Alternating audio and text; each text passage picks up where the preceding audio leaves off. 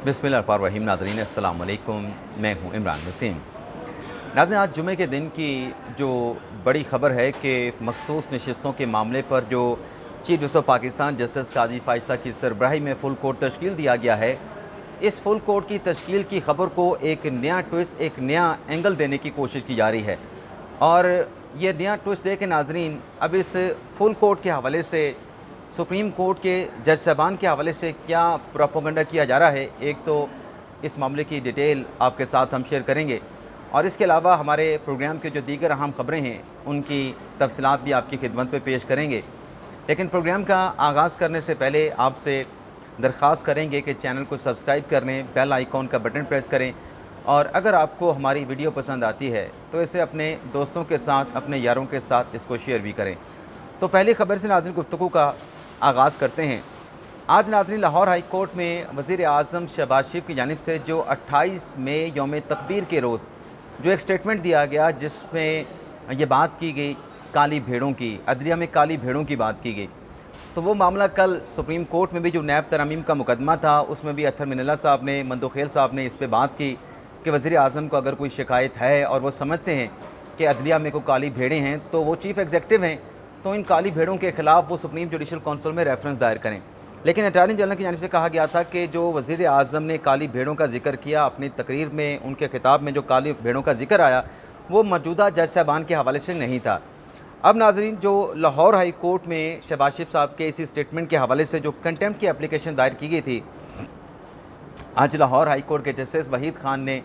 की सरबराही में 2 रुकनी बेंच ने इस कंटेम्प्ट पटिशन की समाअत की है और समाअत के दौरान दरख्वास्त गुजार की जानिब से यही कहा गया कि ये बड़ी तौहीन अमेज़ जो ज़ुबान है वो वज़ीर आज़म जो कि चीफ़ एग्जेक्टिव हैं मुल्क के, उनकी तरफ से अदलिया के हवाले से, जजेस के हवाले से इस्तेमाल की गई है, तो लिहाजा वज़ीर आज़म के ख़िलाफ़ कंटेम्प्ट की कार्रवाई की जाए, उनको कंटेम्प्ट का नोटिस किया जाए। तो इस पर नाज़रीन जो एडिशनल अटॉर्नी जनरल थे कमरा अदालत में मौजूद, उनकी तरफ से कहा गया कि सुप्रीम कोर्ट में भी वज़ीर आज़म के इस बयान का तज़किरा किया गया, तो उस पर अटॉर्नी जनरल ने अपनी वजाहत वहाँ पे कर दी है कि ये मौजूदा जजेस के हवाले से वज़ीर आज़म का स्टेटमेंट नहीं था। तो अदालत ने एडिशनल अटॉर्नी जनरल से इस्तफसार किया कि जो सुप्रीम कोर्ट का ऑर्डर है क्या वो आपके पास है, हम उस ऑर्डर को पढ़ लेते हैं, क्या उस ऑर्डर में इस केस के हवाले से वज़ीर आज़म के शहबाज शरीफ की तकरीर के हवाले से कोई बात लिखी गई है। तो एडिशनल अटॉर्नी जनरल ने कहा कि वो ऑर्डर अभी सुप्रीम कोर्ट की जानिब से जारी नहीं किया गया। तो फिर लाहौर हाई कोर्ट ने यह किया कि इस मामले पे अटॉर्नी जनरल से और वफाकी हुकूमत से जो है वो जवाब तलब कर लिया है कि वो इस मामले पर जो कंटेम्प्ट की एप्लीकेशन आई है वज़ीर आज़म शहबाज शरीफ के ख़िलाफ़, उस पर अपना जवाब जो है वो लाहौर हाई कोर्ट में दाखिल करें और इस केस की समाअत को नाज़रीन लाहौर हाई कोर्ट की जानिब से आइंदा की तारीख तक जो है वो मुलतवी कर दिया गया है। इसके अलावा नाज़रीन जो आज सुबह की हमारी एक्सक्लूसिव ख़बर थी और जुम्मे के दिन की बड़ी ख़बर थी कि जो मखसूस नशिस्तों का मामला है उस पर जो बेंच था मंसूर अली शाह साहब का, उन्होंने पेशावर हाई कोर्ट का फ़ैसला सस्पेंड कर दिया था और ये मामला लार्ज बेंच की तश्कील के लिए जो है वो प्रैक्टिस एंड प्रोसीजर कमेटी को भिजवा दिया था। अब चूँकि ये फ़र्स्ट इम्प्रेशन का पहला केस था, it's case of first impression, तो उस पर फिर प्रैक्टिस एंड प्रोसीजर कमेटी में ये फ़ैसला हुआ कि क्योंकि अपनी नौयत का ये पहला मुकदमा है और इस कानूनी सवाल पे माजी के कोई अदालती फ़ैसले मौजूद नहीं, तो फिर इसके ऊपर फुल कोर्ट बनना चाहिए ताकि फुल कोर्ट का जो भी फ़ैसला होगा तो फिर आने वाले वक्त में, मुस्तकबिल में ये फ़ैसला इस नौयत के मुकदमात में मिसाल बनेगा, नज़ीर के तौर पे पेश होगा। तो काजी फ़ाइज़ साहब ने और प्रैक्टिस एंड प्रोसीजर कमेटी में यह फ़ैसला हुआ कि ये इस पर फुल कोर्ट तश्कील दिया जाए। अब उसमें नाज़रीन एक नया एंगल निकालने की कोशिश की जा रही है, जो मैंने अपने मुख्तलिफ ट्वीट्स भी किए। अब मैं ट्वीट मैंने क्या किया था नाज़रीन वो भी मैं आपको बता देता हूँ। ट्वीट मैंने ये किया था नाज़रीन कि काजी फ़ाइज़ सरबराही में फुल कोर्ट तश्कील, तहरीक इंसाफ को बड़ा धचका, एक ही धचके ने सारा खेल जो है वो पलट दिया। अब मैंने ये क्यों लिखा, ज़ाहिर सी बात है कि जिस साफ़ी के पास या जो सियासी अमूर पे, करंट अफेयर पे नज़र रखता है वो समझ सकता है कि ये बात मैंने क्यों की, ये तहरीक इंसाफ के लिए धचका, ये झटका क्यों है। अब इस पर तारिक मतीन साहब हैं, मारूफ एंकर हैं, सीनियर साफ़ी हैं, मेरे लिए काबिल एहतराम हैं और मैं इनकी बड़ी रिस्पेक्ट भी करता हूँ। इनकी जानिब से मेरे इस ट्वीट को कोट करके कहा गया कि सुप्रीम कोर्ट के सीनियर रिपोर्टर चीफ जस्टिस की आमद को, यानी बेंच में उनकी आमद या बेंच की जो उनको सरबराही मिली है, चीफ जस्टिस की आमद को पीटीआई के लिए धचका बता रहे हैं। इंसाफ का क्या इमेज बनाया है काजी फ़ाइज़ ने। अब वो कह रहे हैं कि ये जो मैंने बात की है कि ये बेंच बनना, फुल कोर्ट बनना तहरीक इंसाफ के लिए धचका है, ये इमेज काजी फ़ाइज़ साहब ने बनाया है। हालांकि फैक्चुअल नाज़ अगर हम बात करें तो चीफ जस्टिस काजी फ़ायज़ा के ख़िलाफ़ तहरीक इंसाफ के रहनुमाओं के सीनियर लीडरशिप के आपको बेतहाशा बयानात मिलेंगे, जिसमें वो कहते हैं कि काजी फ़ायज़ा साहब हमारे ख़िलाफ़ जानिबदार हैं, काजी फ़ायज़ा मुतासब हैं, काजी फ़ायज़ा में रिलीफ नहीं देते, काजी फ़ायज़ा को इस्तीफ़ा दे देना चाहिए, काजी फ़ायज़ा को इस्तीफ़ा दे के घर चले जाना चाहिए। तो जब ये इमेज तहरीक इंसाफ ने खुद बिल्ड कर रखा है और काजी फ़ायज़ा के ख़िलाफ़ बयानात देते हैं, तो ज़ाहिर सी बात है अगर किसी अहम मुकदमे में जिसका ताल्लुक़ तहरीक इंसाफ से बनता है या सुन्नी इत्तेहाद कौंसिल से बनता है, तो सुन्नी इत्तेहाद कौंसिल का मामला है तो इसका मतलब है कि वो पाकिस्तान तहरीक इंसाफ का मामला है, क्योंकि जो आज़ाद अरकान थे पाकिस्तान तहरीक इंसाफ के वो सुन्नी इत्तेहाद कौंसिल में शामिल हुए थे। तो इस पर फिर ज़ाहिर सी बात है कि जो हमने एसेंस निकालना है, जो हमने अपना खुलासा निकालना है कि अगर काजी फ़ायज़ा आया है वो चीफ जस्टिस जो है बेंच में शामिल हुआ है, जिसको पाकिस्तान तहरीक इंसाफ के लोग ये कहते हैं कि आप रिज़ाइन कर दें, आप मुतासब हैं, आप जानिबदार हैं, उसकी अगर बेंच में शमूलियत हुई है तो ज़ाहिर सी बात है कि इसे पाकिस्तान तहरीक इंसाफ के लिए धचका ही समझा जाएगा। वो ये नहीं कहा जाएगा कि काजी फ़ायज़ा ने ये अदालत का या इंसाफ का ये इमेज बना दिया है। ये इमेज जो है पाकिस्तान तहरीक इंसाफ की टॉप लीडरशिप ने, तहरीक इंसाफ के रहनुमा ने खुद बनाया है, और ये उन्हीं के इमेज के मुताबिक, उनकी पेश की तस्वीर के मुताबिक तहरीक इंसाफ के लिए एक धचका ही है। हालांकि फ़ैसला जो भी होना है इस केस में, मुझे नहीं पता क्या फ़ैसला होगा। मैंने सुबह के वीलॉग में भी बात किया कि जो भी फ़ैसला होगा वो आइन और कानून के मुताबिक होगा, लेकिन इसमें पाकिस्तान तहरीक इंसाफ में सफ़े मातम बिछेगी, वह एतराज़ उठाएंगे, उनकी चीखें निकलेंगी। तो वो सब कुछ हो रहा है सोशल मीडिया पे, आप देख रहे हैं अब तरह तरह के एतराज़ उठाए जा रहे हैं कि काजी फ़ैसला क्यों नहीं सुन सकते, इन्होंने तो बल्ले के निशान वाला फ़ैसला दिया था, उस फैसले के असरात हैं कि सुन्नी इत्तेहाद कौंसिल को मखसूस नशिस्तें नहीं दी गई। और भैया अगर काजी फ़ायज़ा के फ़ैसले के असरात हैं और उस बेंच में नहीं बैठ सकते, तो जो मंसूर अली शाह साहब वाला बेंच था उसमें जस्टिस मोहम्मद अली मज़हर साहब भी शामिल थे। जस्टिस मोहम्मद अली मज़हर साहब उस बेंच में भी शामिल थे जिन्होंने बल्ले के निशान का फ़ैसला दिया था कि तहरीक इंसाफ का इंट्रा पार्टी इलेक्शन ठीक नहीं। लेकिन ये जो मखसूस नशिस्तों का बेंच बना था उसमें मोहम्मद अली मज़हर साहब ने हुक्म इम्तनाअ जारी किया था कि ये इलेक्शन कमीशन के फ़ैसले पे और पेशावर हाई कोर्ट के फैसलों को हम सस्पेंड करते हैं, ता वक्त जितने भी अरकान हैं ये मुअत्तल रहेंगे। तो ये भी कोई लॉजिक बनती नहीं है। एक तो नाज़रीन ये एंगल, ये ट्विस्ट दे के इस मामले के हवाले से, फुल कोर्ट के हवाले से प्रोपेगेंडा सोशल मीडिया पे शुरू हो चुका है, जिसकी कोई बेस नहीं है, कोई बुनियाद नहीं है। इसके अलावा नाज़रीन अगली जो खबर है, जो ख़ाबर मानिका पे तशद्दुद हुआ, ख़ाबर मानिका पे तशद्दुद होने की FIR जो है वह दर्ज कर ली गई तहरीक इंसाफ के रहनुमाओं के ख़िलाफ़। तहरीक इंसाफ की जो लीगल टीम के वकला हैं, नईम हैदर पंजोथा हैं, जिसमें अलीजाद भुट्टो साहब हैं, जिसमें उस्मान गिल साहब हैं। अब आज अडयाला जेल में 190 मिलियन पाउंड केस की समाअत होना थी, तो जज नासिर जवेद राना साहब पहुँचे, लेकिन जो अज़हर सदीक साहब हैं और जो PTI के वकला हैं उनकी तरफ से एक दरख्वास्त जज साहब को दी गई एहतसाब अदालत में कि जो इस केस में जिरा करने वाले जो वकील हैं इमरान खान साहब के और बुशरा बीबी साहबा के, वो उनके ख़िलाफ़ मुकदमा दर्ज किया गया है ख़बर मानिका पर तशद्दुद करने का। तो वो ज़मानत कराने के लिए मुतलका अदालत पे चले गए हैं और उनकी गिरफ़्तारी का खदशा तो यहाँ पे पेश नहीं हुए।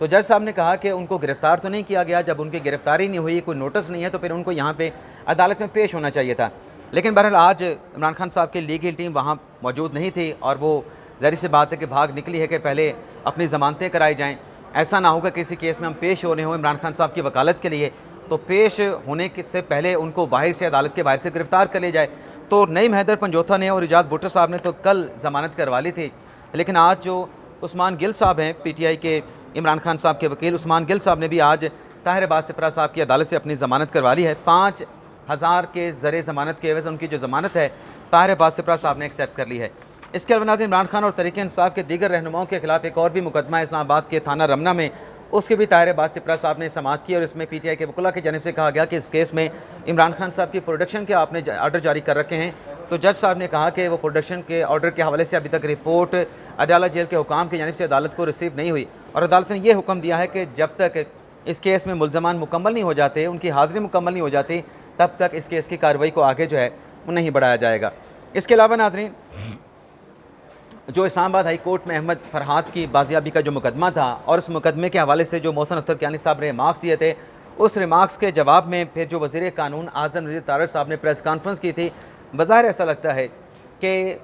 सेनेट ने प्रवेयर किया है और जो स्टेटमेंट था वज़ीर कानून आज़म नज़ीर तारड़ साहब का, वो ऐसा लगता है कि उनका बयान काम कर गया है, वर्क कर गया है। अब आज जब इस्लामाबाद हाई कोर्ट में इस केस की समाअत हुई तो ईमान मिज़ारी साहबा पेश हुई, जो कि अहमद फरहाद की अहलिया की वकील हैं। Additional attorney general Munawwar Duggal साहब पेश हुए। मुनव्वर दुग्गल साहब ने कहा कि कश्मीर में जो अहमद फरहाद हैं उन पर 2 मुकदमा दर्ज किए गए हैं और वो अहमद फरहाद जो हैं 2 दिन के जिस्मानी रिमांड पे हैं और अहमद फ़रहाद के अहल खाना के साथ जो है वो मुलाकात भी करवा दी गई है। तो उन्होंने दरख्वास्त की, इस्तदा की मुनव्वर दुग्गल साहब ने अदालत से कि आप इस केस को निपटा दें, क्योंकि अहमद फ़रहाद की बाजियाबी हो चुकी है और फैमिली उनके साथ मुलाकात भी कर चुकी है। तो इस पर ईमान मज़ारी साहब ने अदालत से कहा कि हमने सिर्फ अहमद फ़रहाद की बाजियाबी की दरख्वास्त नहीं थी, बल्कि हमने जो ज़िम्मेदारान हैं जिन्होंने लापता किया है उनके ख़िलाफ़ हमने कार्रवाई भी मांगी है। जस्टिस मोहसिन अख्तर कियानी साहब ने वफाकी हुकूमत की additional attorney general Aamir Rahman कह रहा हूँ मुनव्वर दुग्गल साहब की इस्तदा पर यह कहा, मुस्तरद करते हुए कि जब तक अहमद फ़रहाद इस अदालत में पेश नहीं होगा तब तक ये मुकदमा डिस्पोज ऑफ नहीं किया जाएगा। और मोहसिन अख्तर कियानी साहब ने कहा कि ये तो 29 मई की गिरफ्तारी अहमद फ़रहाद की डाली गई है, उससे पहले जो अहमद फ़रहाद लापता था वो कहाँ पे था ये भी तो डिटरमिन होना है। इस पे जो मुनव्वर दुग्गल साहब थे एडिशनल अटॉर्नी जनरल, उनकी जानिब से कहा गया कि आज़ाद कश्मीर का अपना दायरा अख्तियार है, वहाँ की अपनी अदालतें हैं, अपनी जुरिस्डिक्शन है। ये जो सवालात उठाए जा रहे हैं कि 29 से पहले वो कहाँ पे थे, ये सारे सवालात कश्मीर की अदालत में जो है वो की अदालत उनसे पूछ लेगी। लेकिन मोहसिन अख्तर कियानी साहब ने कहा कि कानून का जो गलत इस्तेमाल हुआ है इसका भी हमने तयन करना है। और फिर उन्हें पूछा कि कहीं जो अहमद फ़रहाद है उन पर 30-40 मुकदमात का इंदराज तो नहीं कर दिया गया। और फिर जज साहब खुद मोहतात हुए कि मुझे फ़िलहाल ऐसी कोई बात नहीं करनी चाहिए। तो फिर 7 जून तक जो है इस केस की समाअत को जो है वो मुलतवी कर दिया गया है। लेकिन नाज़रीन, ये जो अहमद फ़रहाद का मुकदमा है इसमें नाज़रीन एक और बड़ी अहम डेवलपमेंट हुई है जो आखिरी समाअत हुई थी आज की समाअत से पहले, जिसमें सेक्टर कमांडर ISI को पेश होने का हुक्म दिया गया था, सेक्टर कमांडर MI को, IB के डायरेक्टर को, उनको भी पेश होने का हुक्म दिया गया था। और वज़ीर कानून जो है आज़म नज़ीर तारड़ साहब, उनको एमएकस कुराई का नोटिस जारी हुआ था। लेकिन जब आज़म नज़ीर तारड़ साहब पेश हुए थे नाज़रीन, उनकी जानिब से अदालत में ये कहा गया था कि अदालत की तरफ से जो आर्टिकल 199 की एप्लीकेशन में जो रिट पटिशन है, जो कि आर्टिकल 199 के तहत हाई कोर्ट में दायर होती हैं, उस आर्टिकल में जो आर्म्ड फोर्सेस के अफसरान हैं उनको तहफ़्फ़ुज़ फराहम किया गया है, उनको प्रोटेक्ट किया गया है। और कानून साज़ों ने ये जो आर्टिकल रखा है जिसमें आर्म्ड फोर्सेस को तहफ़्फ़ुज़ दिया गया है, बड़ा सोच समझ के दिया गया है। तो आइन की आज़म नज़ीर तारड़ साहब ने कहा कि कोई मुंतखब या सिलेक्टिव इंटरप्रिटेशन नहीं हो सकती। हाँ, अगर अदालत ने कोई सवाल पूछना है, अदालत को कोई इशू है, तो वह हमसे पूछे, वफाकी हुकूमत से पूछे, वफाकी काबीना से पूछे, आर्म फोर्सेस को आप नहीं बुला सकते। तो इस पर मोहसिन अख्तर कियानी साहब ने कहा था कि हमारे कुछ सवालात भी हैं, उन सवालों के जवाब आने हैं। तो आज़म नज़ीर तारड़ साहब ने कहा था कि वो जो सवाल अदालत कह रही है कि जिनका जवाब आना है, वो सवालात का जवाब अदालत जो है किसी और मुकदमे में एड्रेस कर ले, इस मामले में उन सवालात को ना देखा जाए। तो गुज़िश्ता रोज़ की नाज़रीन, गुज़िश्ता समाअत की कार्रवाई का जो हुक्मनामा जारी हुआ है उसमें आज़म नज़ीर तारड़ साहब की इन तमाम बातों को जब एक्सेप्ट कर लिया गया है। और अब इस मामले में अब तक के अहकामात के मुताबिक, इस्लामाबाद हाई कोर्ट के रिटन ऑर्डर्स के मुताबिक, अब MI के सेक्टर कमांडर, ISI के सेक्टर कमांडर की तलबी के हवाले से कोई अहकामात जारी नहीं किए गए, कोई जिक्र भी नहीं किया गया। इसका मतलब है कि आज़म नज़ीर तारड़ साहब ने जो बात की कि आर्टिकल 199 में उनको तहफ़्फ़ुज़ हासिल है, वो बात जो है अदालत की जानिब से मान ली गई है। वो बड़ा अच्छा हुआ है कि अगर सैनिटी ने प्रवेल किया है, अदालत ने रियलाइज़ किया है, वफाकी हुकूमत ने रियलाइज़ किया, तो अच्छा है कि जो एक हमें महाजराई नज़र आ रही थी, तसादम नज़र आ रहा था, अगर दोनों फ़रीक़ैन अपनी अपनी हदूद में आए हैं या दोनों फ़रीक़ैन ने अगर सोचा है कि बात इससे आगे नहीं जानी चाहिए, तो मेरे ख्याल से ये एक अच्छी डेवलपमेंट हुई है। इसके अलावा नाज़रीन, जो इमरान खान साहब के अकाउंट से 1971 शेख मुजीबुर रहमान के हवाले से जो वीडियो अपलोड हुई, अब वो मामला बड़ा पेचीदा होता नज़र आ रहा है, बल्कि यूँ कहें कि तहरीक इंसाफ के गले पड़ने लगा है। जब इमरान खान साहब के ट्विटर एक्स अकाउंट से ये वीडियो अपलोड हुई, तब तो PTI के लोगों की जानिब से, MNAs की जानिब से, MPs की जानिब से इसको रीट्वीट किया गया कि खान साहब जो हैं उसमें टारगेट कर रहे हैं आर्म फोर्सेस को, आर्मी चीफ को, सब कुछ वो तासर वही देने की कोशिश की कि जो 1971 में हुआ वो अब भी हो रहा है। लेकिन उसके बाद जब महसूस किया गया कि ये गलती हुई है, ये वीडियो अपलोड नहीं होनी चाहिए थी, तो ऐसा पाकिस्तान तहरीक इंसाफ इस ट्वीट से पीछे हटना शुरू हुई। सबसे पहले तो बैरिस्टर गौर साहब का स्टेटमेंट आया कि ये इमरान खान साहब को के नॉलेज में नहीं था और उनका जो मकसद ये जो वीडियो का था वो सियासी था, वो कोई फ़ौज को या इदारों को या आर्मी चीफ को हम टारगेट नहीं कर रहे थे। अब उसके बाद नाज़रीन जो डेवलपमेंट्स हुई हैं, एक तो FI ने इसके ऊपर कार्रवाई का आगाज़ कर दिया है। इमरान खान साहब से पूछगिछ करने के लिए इजाज़त लेके कोर्ट ऑर्डर के साथ FI की टीम वहाँ पे गई, लेकिन खान साहब ने शामिल तफ्तीश होने से किसी भी सवाल का जवाब देने से इनकार कर दिया। लेकिन उसके साथ साथ नाज़रीन अब ये देख रहे हैं कि इस मामले पर तहरीक इंसाफ जो है वो डिस्टेंस अख्तियार कर रही है, तहरीक इंसाफ लाताल्लुकी अख्तियार कर रही है। अब तहरीक इंसाफ के जो सेक्रेटरी इत्तलात हैं रऊफ़ हसन साहब, और इसके अलावा आप